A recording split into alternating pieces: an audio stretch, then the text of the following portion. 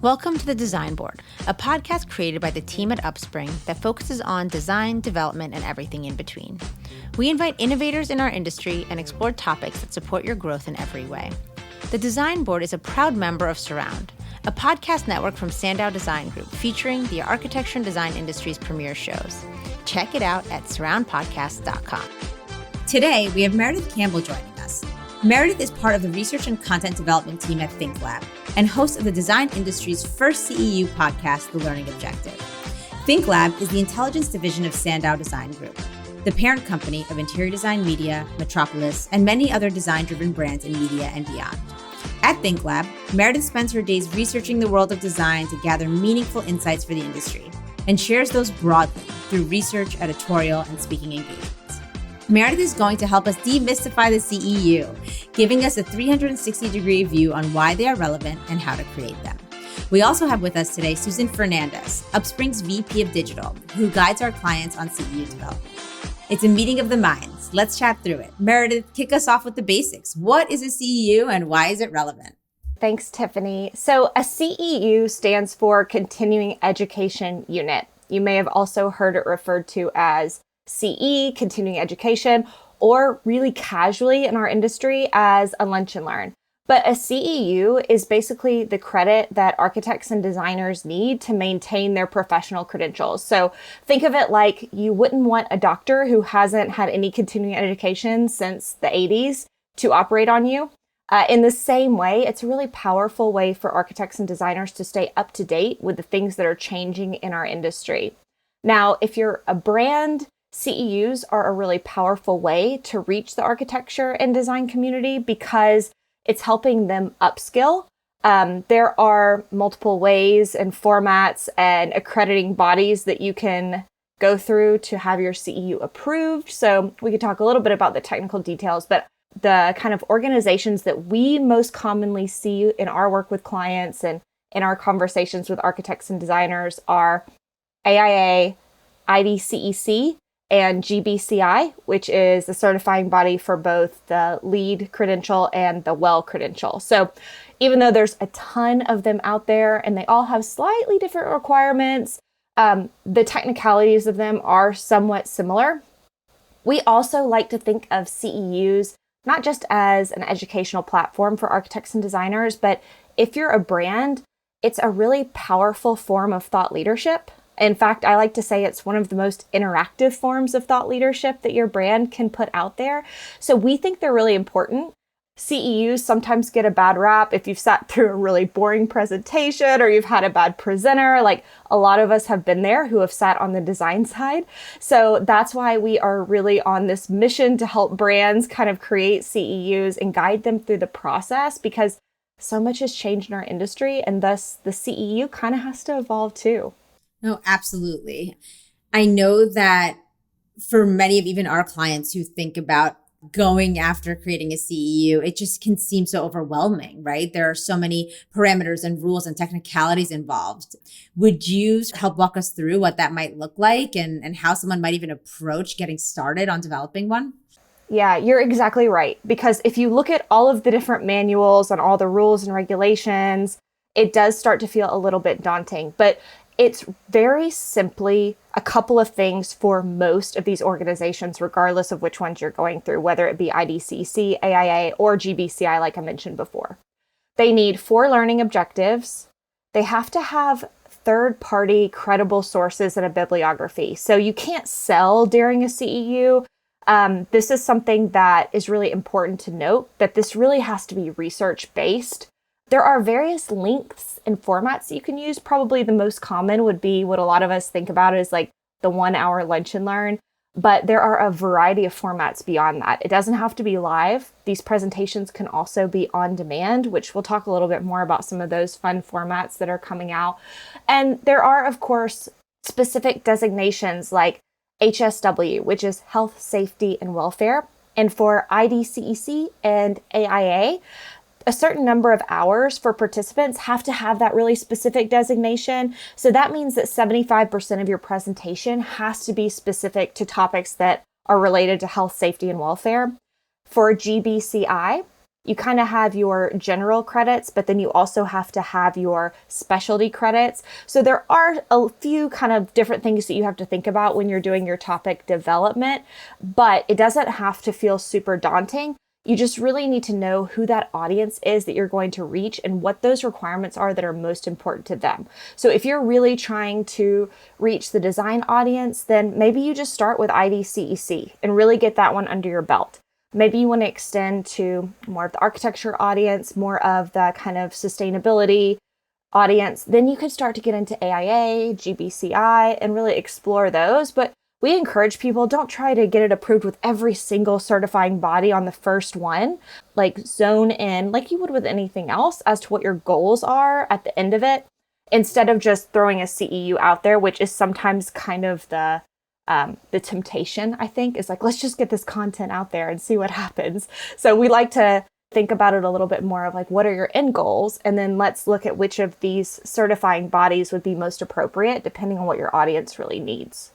So that totally makes sense. I think honing in on the audience side of things, how do you identify where to start? What type of audience should you be going after? How would a CEU differ if you are going to the architecture community versus your core demographic being designers potentially? How does this impact thought leadership and company growth and development? And how is all of that decided, right? What questions should they be asking themselves when they're heading down this journey? It's a great question. So one thing I will start with is that even though going through the process of getting the CEU certified with any of those bodies, more of the kind of technical parts of it, many times the people who are sitting in on your topic may not even need credit for it. So do think about that as well. Like I mentioned before, we really try to encourage the brands that we work with to think of CEUs as thought leadership. Now, there are architects, designers, and we kind of study what's happening in the design community, but also the larger ecosystem around it.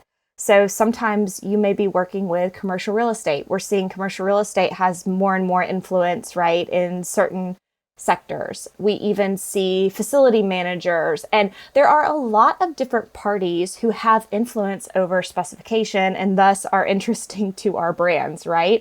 And not every single one of these needs CEU credit. So you really have to hone in on, of this audience and what's important to them, which of these, obviously, like I said, the organizational bodies, but also like what is the product they're selecting? And that depends a lot on which sector they're working in. So even with architects and designers, for instance, a designer is tremendously passionate about product. And that's the thing that's kind of different about the A&D community versus some of the other members of the ecosystem. Now, there are certainly designers and architects who go into the facility side or go into the real estate side, so they bring some of that passion with them. But I would say that this A&D audience is really the trend setters when it comes to product development, and they also have a tremendous impact within projects themselves. So if you can make this interesting and relevant to that audience, you're probably going to have the rest of them covered too, is kind of what we tell people just as a rule of thumb. One of the other things that we've been looking at, because as you mentioned, we're a research firm, so a lot of what we're looking at is from a research lens of what's happening in this ecosystem, even bigger than design.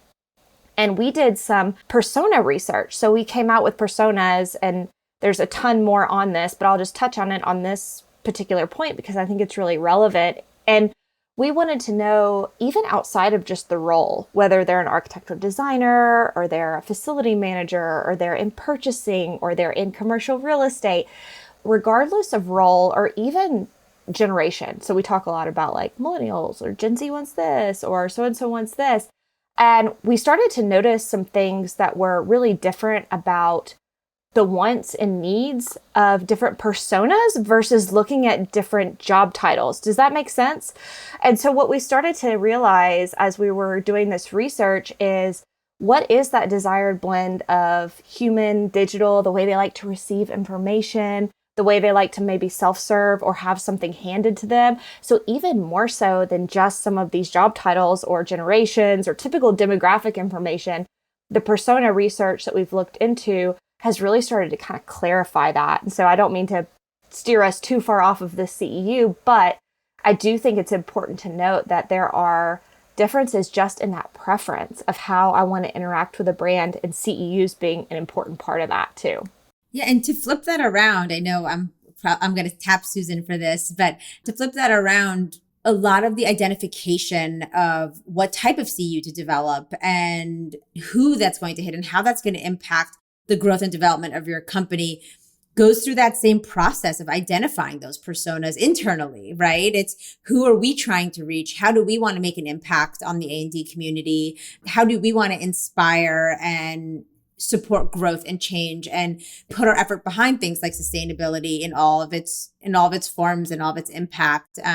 And Susan, do you want to chime in on how a product manufacturer could develop those personas and really look into diving deep and identifying how to reach the right people? Absolutely. So that's something we really work on a lot at UpSpring, is really identifying these personas and understanding how the very subtle but important differences on how a designer might want to receive information versus an engineer or a facility manager, even just in the way that you would frame up the conversation, the visuals, and how you would tell that story, kind of having those nuanced differences. Meredith, I really liked your comment about how they want to have the CEU delivered or how they want to access it. Can you tell us a little bit about how that's evolving? Like, what are the many ways you could either download or participate in the CEU? Yeah, absolutely. So kind of the evolution of the CEU, if you think about back in 2019 and before, not to dwell on the pandemic, because I know we've talked about that ad nauseum, but it is an important kind of turning point in some things that we believe really just were accelerated by the pandemic versus necessarily, changed only because of that. But if you think about the way you might get in front of an A&D firm as a brand, it might be a lunch and learn. That was a really common thing if you're in sales, is that you would go in over lunchtime, and it might have been the only way that you were able to get in front of that firm, because they might have said, we don't do product presentations, but you can come in and do a CEU. So it might have been sort of vital for your ability to connect with that particular specifier, right? Now, fast forward to the pandemic, and all of a sudden everything went virtual. And we were in this world where all of a sudden, it wasn't just a break in a designer's day where they could step away from their desk and go grab lunch and sit in your lunch and learn presentation and connect with their local rep. All of a sudden, it's just another meeting in their very Zoom fatigue day, right? And a 1-hour presentation over Zoom versus a 1-hour presentation over lunch in a nice, comfortable chair is a very different thing. So that's one shift. It's just time, right? Like the way that we view time became very different. Now, if you think about how things are now and how things are evolving, our research really points to the future being hybrid, which I know we've all heard this word ad nauseum too. What I mean by that is we started asking firms at the very beginning of the pandemic, what are your office policies going to be going forward? And consistently over the last couple of years, 75% have said that they will be somewhere on the hybrid spectrum, just for their office policies. So you can start to see what that snowball effect is of how you'll be able to reach them. Do we think the in-person CEU is going away completely? Absolutely not. It's still a very powerful tool to connect in person. People love that one-on-one relationship with their local rep. But what they got a taste of during the pandemic was all of a sudden, I have access to all these experts within the organization. I have access to a CEU that's happening in California, and I'm not just limited to my local expertise, if you will, right? All of a sudden I have this whole world of options.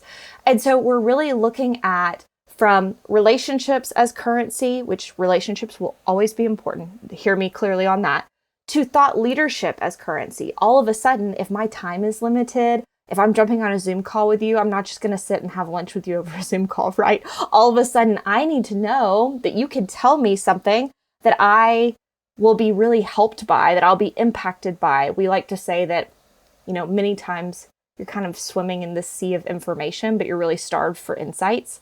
So these insights have become so important. So again, you've heard me say several times now that really thought leadership can be your lead in. One of the stats that we really liked from LinkedIn and Edelman, they did a B2B buyer research around thought leadership. And they said that 71% of B2B decision makers said that less than half of the thought leadership that they consume gives them valuable insights. Less than half. So even though we know our industry is unique, we still like to look at some of those more general, broad things that are happening in the B2B world, because we do think those have a lot of implication for our industry. So with all of those kind of changes and evolutions in this world around us, how does that impact CEUs, back to your question, Susan, and kind of these new formats? So we really think about not only the mode of delivery, but also your channels for delivery.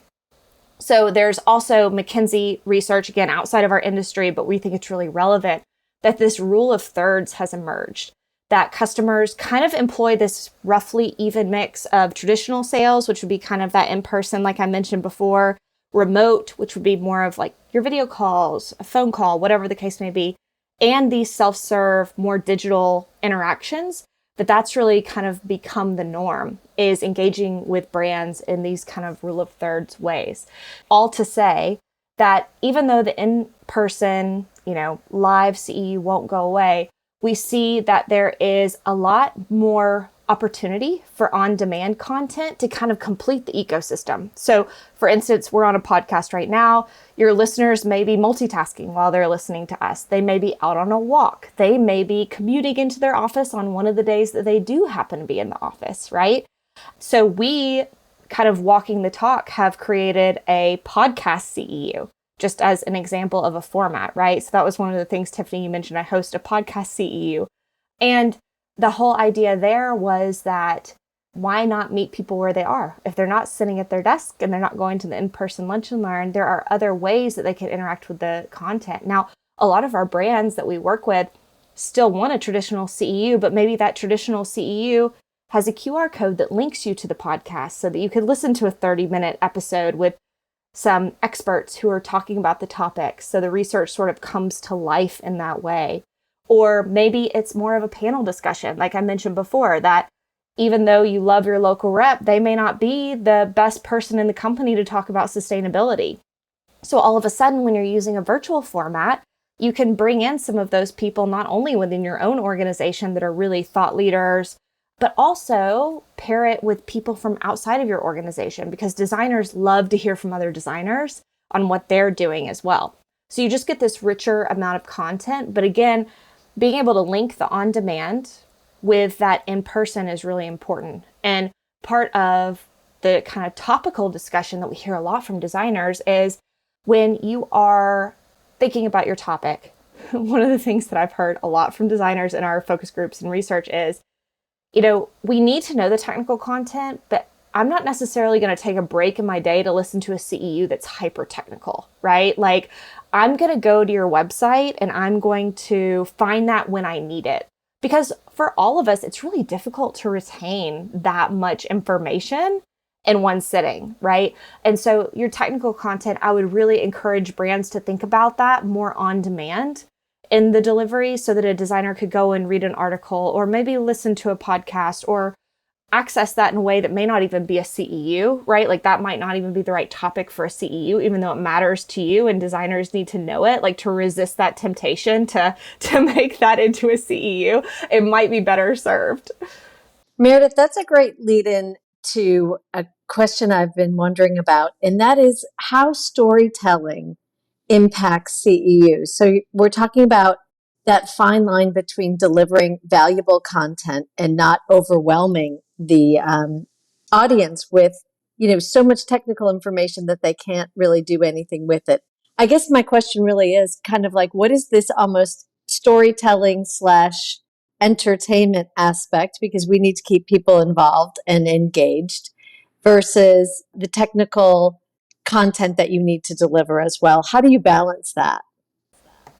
That's a great question, Susan. And one of the things that I really like to encourage brands to think about first and foremost is, instead of starting with what do we as a brand want to talk about, because I think that's the way we used to think about CEUs, is like, what's our next product launch, or what's the thing that's really important here, is flip that a little bit and think about, what is it that my audience really is struggling with right now? Like, what do they want to hear? And really start with an empathetic point of view around it.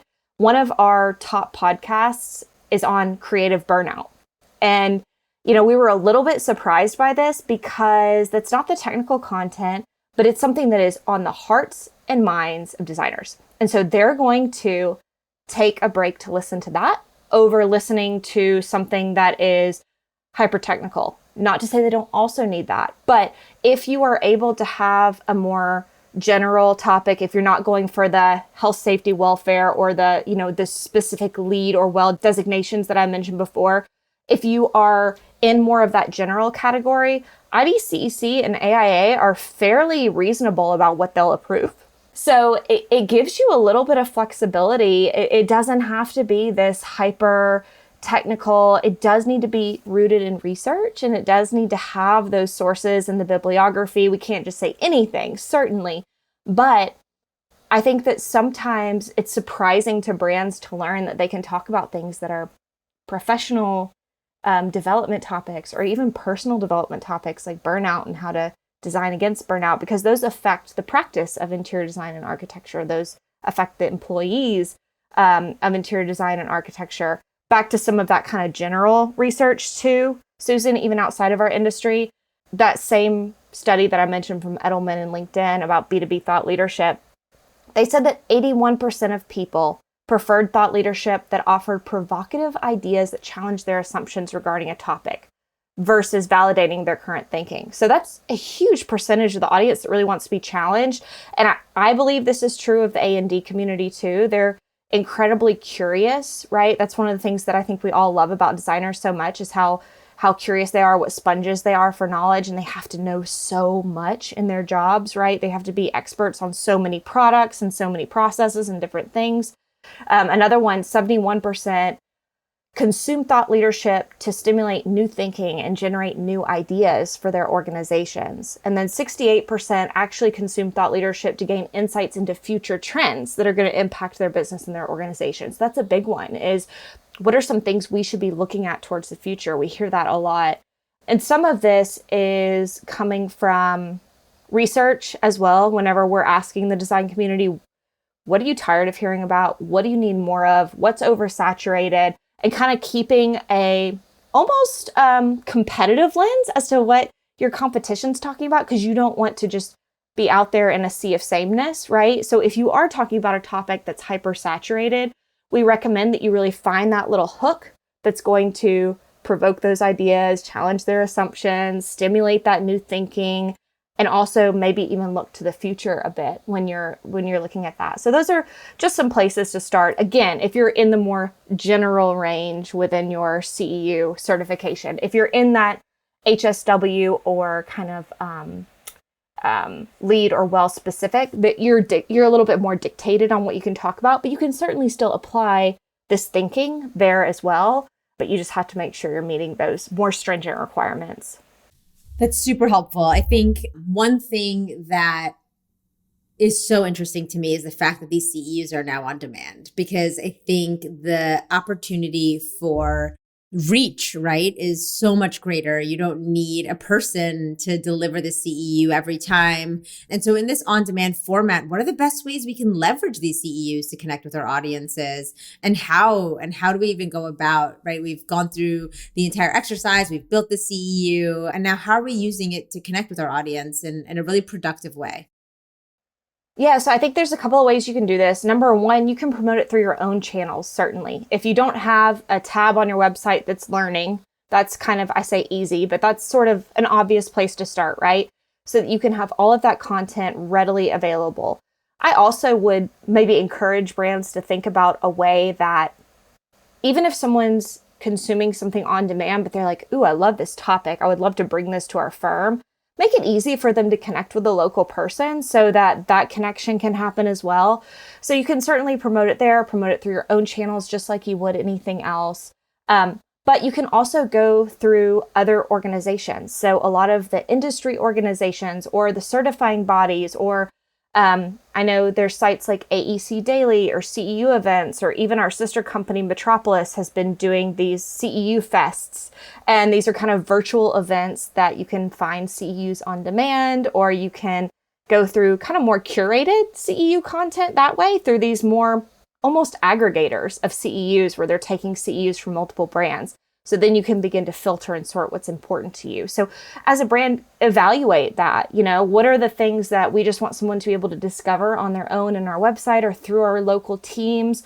Or what are the things that we really want to be found by being on some of these other kind of aggregators or events, so that we can really amplify our voice, amplify our thought leadership. And these CEUs are, like you said, a sizable investment. Even if you're doing it in-house yourself, there's still a lot of time that goes into it because they are research projects, essentially, right?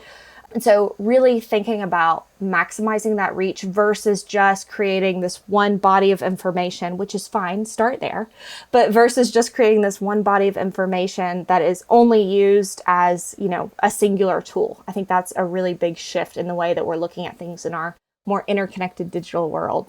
So one question we get a lot is that these CEUs are a huge investment, a time investment, a monetary investment.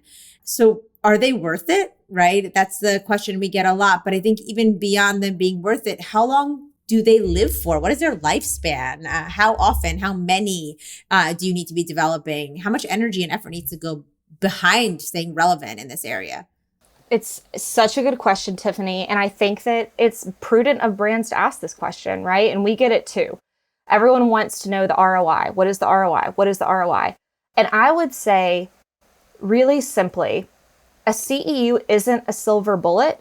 It's a springboard, right? So you have to think about it in that way, that it is really your entry into being able to have your sales reps seen as a resource, right? If you're a marketing team, again, it's kind of amplifying some of your thought leadership and amplifying your subject matter experts. If you're in training or you're in sales enablement, this is really about making sure that the people who are delivering this CEU really are properly trained, because that's a mistake I see a lot of brands make, is that they focus just on the content of the CEU, but that the training part really kind of the wheels fall off the bus. And your content is only as good as your weakest presenter.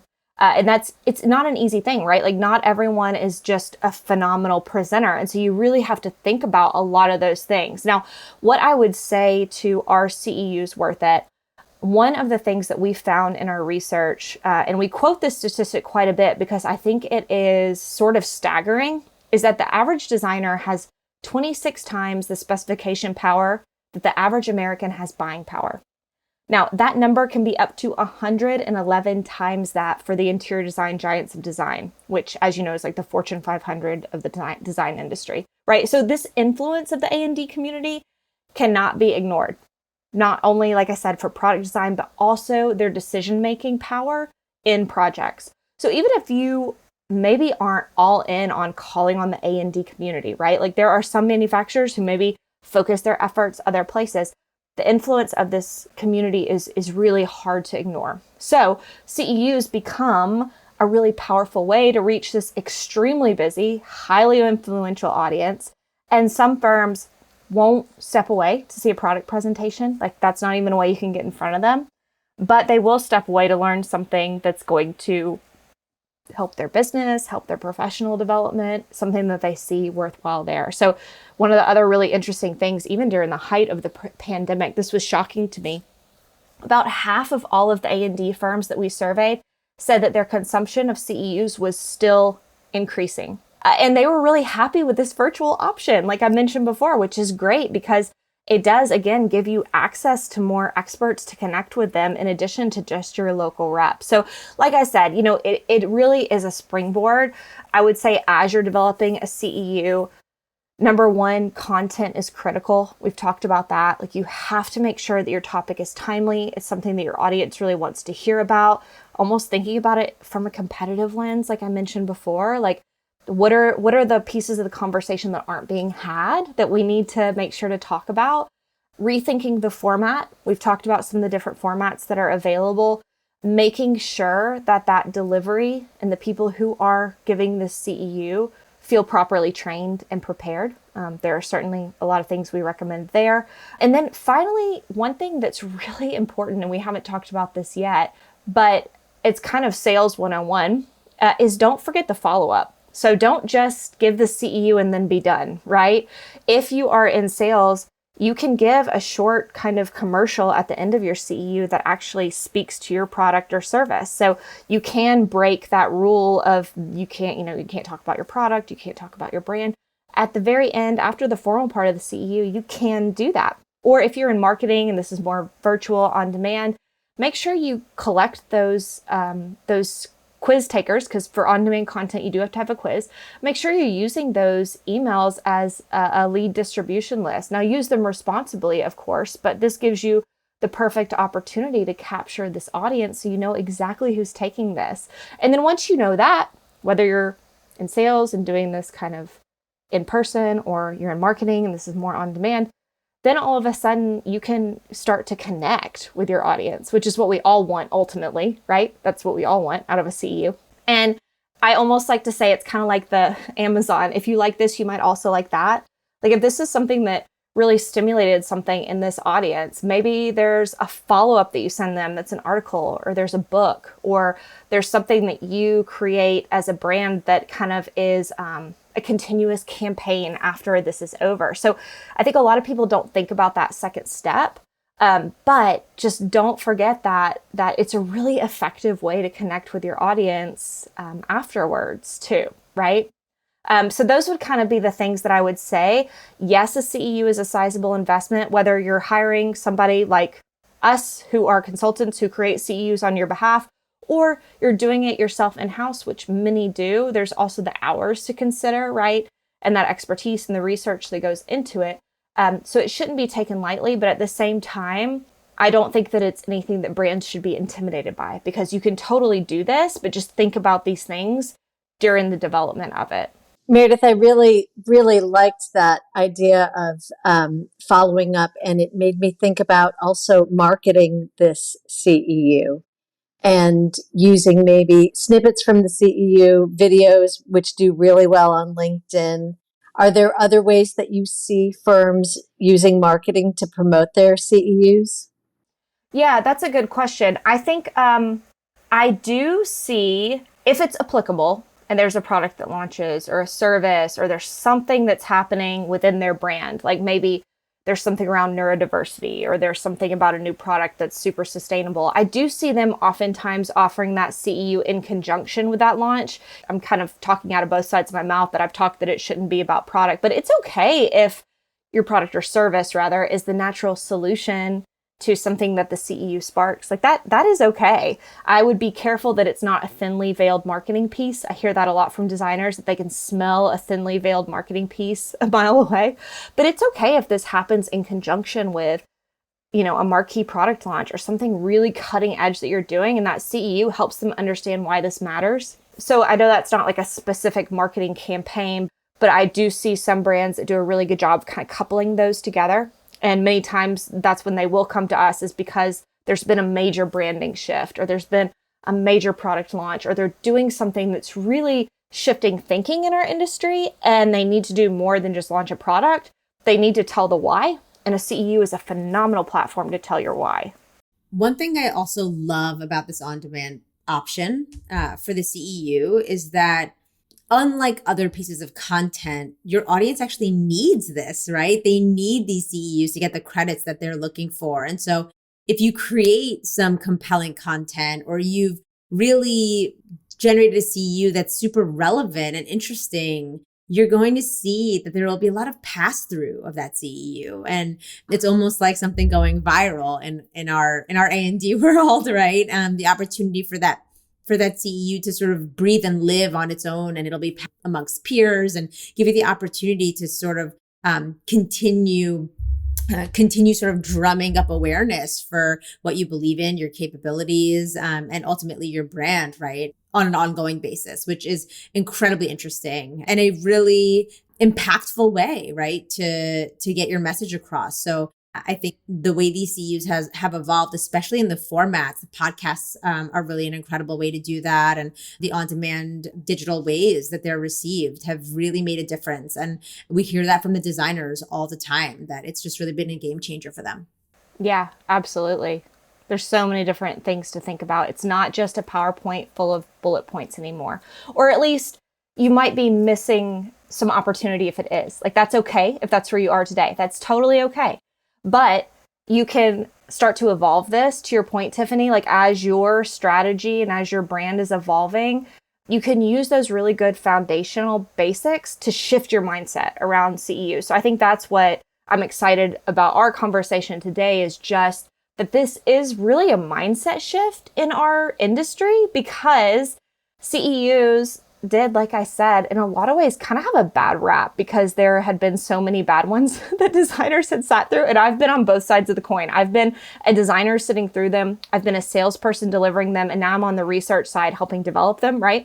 And so I feel empathy for every single side of the process. And so I just think that the opportunity is huge because of some of these shifts that have happened. And I think that designers need to know more now than ever. And how can we really help them sift through this overwhelming world of information to find those rich insights that are going to help them do their job better, that are going to help you as a brand make better connections to your people, to your services, to your product, those types of things. So I think that it's a very sunny view ahead as I'm looking at what thought leadership in the form of CEUs can take. I'm really excited that we got to have this conversation about them. And we see this with every interaction that we have.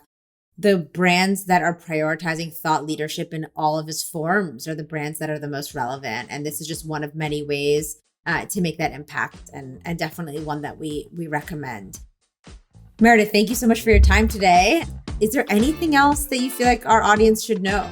I would invite your audience, if they are in sales, if they're in marketing, if they're in sales enablement, we're trying to kind of walk the talk.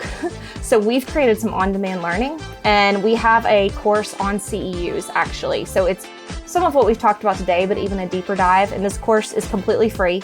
So if anyone in your audience wants to dive a little bit deeper into this conversation, you can find those at sandow.designgroup.teachable.com. And there's a section for brands.